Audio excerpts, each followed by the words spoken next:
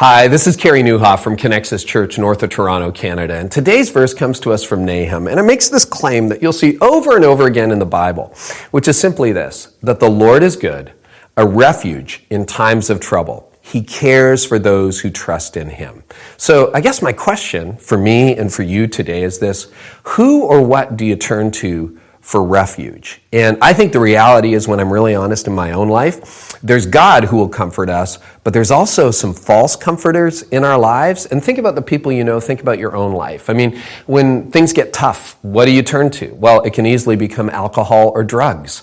And for some of you, that may be a problem. For some of you, you're like, no, I don't do alcohol, I don't do drugs. But that doesn't eliminate false comforters. So, for example, I'll give you one that's been a challenge in my life, which is food.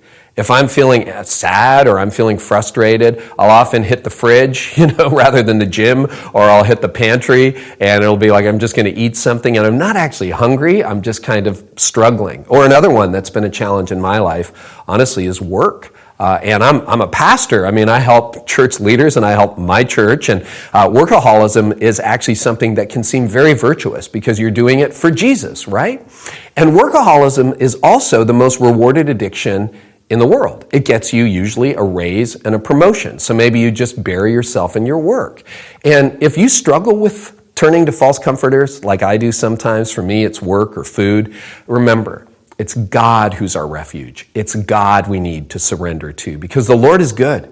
He's a refuge in a time of trouble, and He cares for those who trust in Him. So ask yourself, who are you going to put your trust in today? And what I'd encourage you to do is, when you're turning to a false comforter, whether that's alcohol, drugs, or gossip, or work, pause and say, Lord, I'm going to give this to You.